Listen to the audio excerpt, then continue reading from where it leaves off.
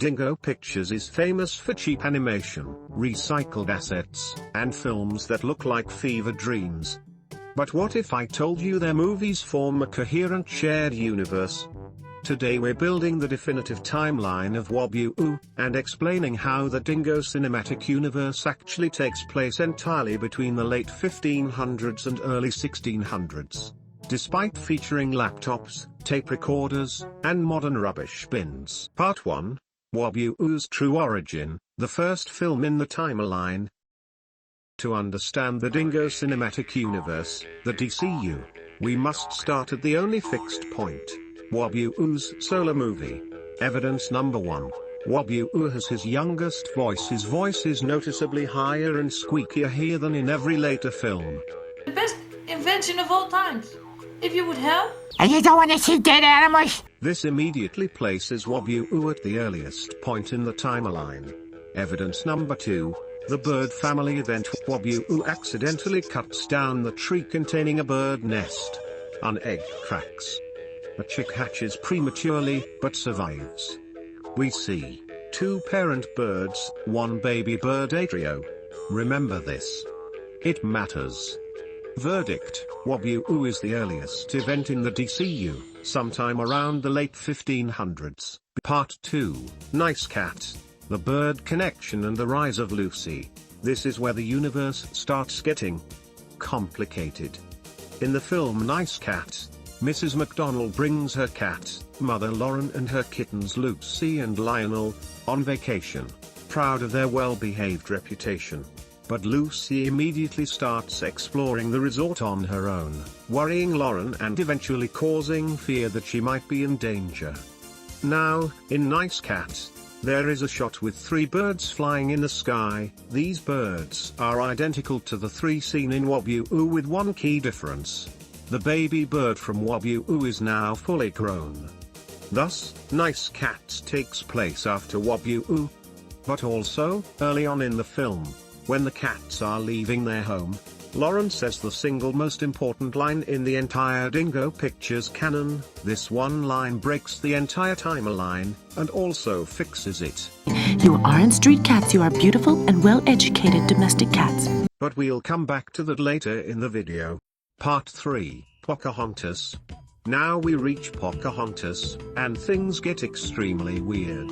Evidence number 1. Lucy has moved out. Lucy now lives with a new human owner, Mr. Crunchbone. This places Pocahontas after Nice Cats.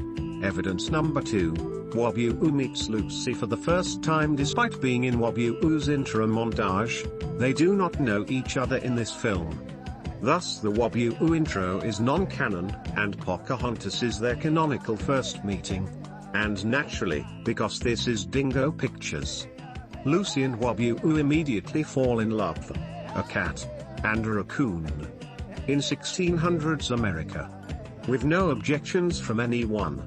This will be important for later theories. Evidence number 3. Chefs on the boat are clearly from the 1980s German stereotype factory. One is Italian, one is East Asian, and both threaten to cook Lucy for lunch. Yes, the same chefs who cooked food for Lucy in Nice Cats now want to make her into lasagna. Very normal. Evidence number 4. There is one bird that can be seen throughout the film. This is likely the bird from Wabuu and Nice Cat, but now no longer lives with their parents. Given the real-life events Pocahontas was based on, we can assume the film takes place about 7 or 8 years after Nice Cats. Part 4, Bremen Town Musicians, Middle-Aged Lucy and Silent Wabuu. Now we hit the mid-period of the DCU. Bremen Town Musicians is about a group of middle-aged animals moving to Bremen to become musicians. And who is in this film? That's right, Lucy, and she appears as one of the Bremen Town musicians. She is noticeably more mature, and has a considerably aged voice. What? Marco Borsato? Another one? I can't find my damned hairbrush. Wabuu appears too in this film, but doesn't say a single word. Timeline placement.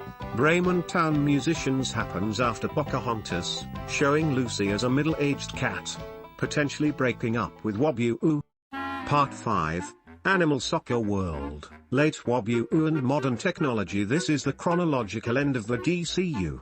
Evidence: Wabuu's voice is radically different to earlier films. Why not? And I am very good in the mid. The technology is peak 1990s German office supply, tape recorders, microphones, newsprint machinery, stadium lighting. Lucy reappears, again as a Bremen musician-type character. Charlie also appears in this film. He debuted in Wabuu with orange fur, but in this film he has black fur. Charlie has most likely dyed his fur black as it was graying. Charlie also appears in one of the Dalmatians films using a laptop. Since he still has orange fur in this film, it's easy to place this film before Animal Soccer World. The bird that hatched in Wabuu also has a slightly deeper voice than in Pocahontas, so we can place this film after Pocahontas. Charlie also appears in Puss in Boots. In this film Charlie has boots. These same boots also appear in Animal Soccer World, so we can place Puss in Boots after Dalmatians 3. Part 6, now fixing the big problem. Why the hell does Pocahontas have 1990s bins? Why does Animal Soccer World have tape recorders? Why does Lucy talk to humans? Why can rats be hired to commit crimes? Time travel? Magic? Wabuu being immortal? No. My theory, and it's brilliant, explains it perfectly. Part 7. The Intelligent Species Theory, the backbone of the DCU. The key line. You aren't street cats, you are beautiful and well-educated domestic cats. You are a well-educated domestic cat. This implies, 1. Education is available to animals. Meaning, literacy, mathematics, engineering, social sciences. Lucy, a cat, can speak long complex sentences. Wabuu creates elaborate pranks. Birds negotiate parenting issues. 2. Humans communicate with animals fluently. Mrs. McDonald talks to Lorraine. John Smith talks to Lucy. The chefs plan recipes out loud in front of sentient animals. 3. More intelligent species equals more innovation. Think about it, in our world, only humans invent technology. In the DCU, cats, raccoons, weasels, rats, birds, all contribute to the innovation pool. This accelerates technological development. Therefore, you don't need time travel. You simply need more brains inventing things. This pushes modern bins, printing presses, tape recorders, laptops and the internet centuries earlier. Conclusion: all of the Dingo Pictures mainline films, with some exceptions, take place within one 50-year window, from late 1500s to early 1600s, but with accelerated technology because animals contribute. This solves every continuity issue. But wait. There's still something we haven't addressed yet. Part 8. Lucy and Wabuu's romance. Why nobody cares. Let's address the raccoon-cat relationship. In Pocahontas, Lucy, cat, and Wabuu, raccoon, flirt. Nobody comments. Why? Because in the DCU, species boundaries does not equal social boundaries. Which leads us to... Now let's look at one of the strangest biological oddities in the entire Dingo cinematic universe. A detail so subtle you don't notice it until someone points it out, and then you can't unsee it. Let me put it simply, why do the twin weasels have rodent incisors? Because scientifically speaking, that makes no sense. Weasels in real life are caniforms. They have canines, not big gnawing teeth. But dingoes twin weasels. They've got full-on rodent teeth. And here's the kicker. Wabuu also has rodent incisors, even though he's not a rodent. So what's happening here? Why are characters from completely different species sharing the exact same specialized dental structure? Was it lazy animation?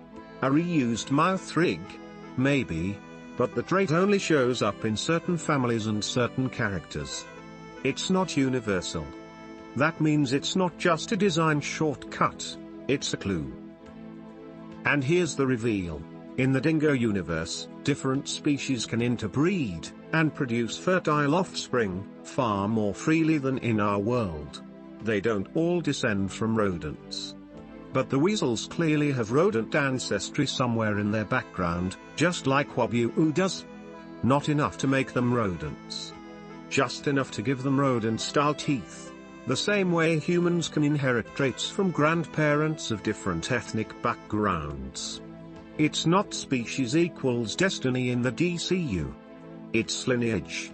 And this is where the theory gets really interesting. Because this explains a major social detail. Why does literally no one care that Wabuu and Lucy end up together? Not Pocahontas, not John Smith, not the villagers, not Lucy's family. Nobody reacts. It's treated as completely normal. If cross-species ancestry is already common, then cross-species relationships aren't taboo. They're just life. In a world where weasels can have rodent teeth because great-grandma hooked up with someone outside her species, a raccoon and a house cat dating is about as controversial as someone from two different neighborhoods dating. This is the moment where the whole DCU snaps into focus. Intelligent multi-species populations interbreeding shared traits, no stigma, faster technological development. It all fits.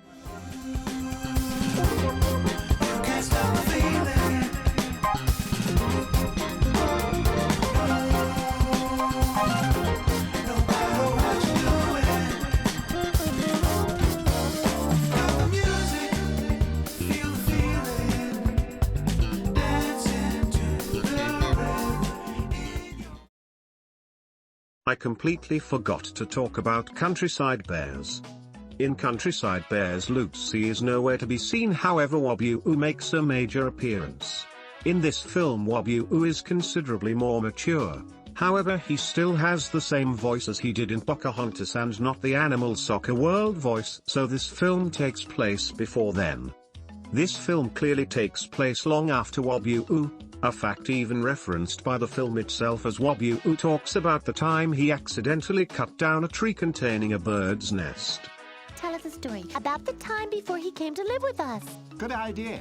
We can assume this new location is somewhere in Germany, and that both Lucy and Wabuu moved here, considering Wabuu appears in Bremen Town Musicians. Whether this film takes place before or after Bremen Town Musicians is hard to say, as Lucy is absent in this film, but we can assume it takes place sometime around the late 1620s.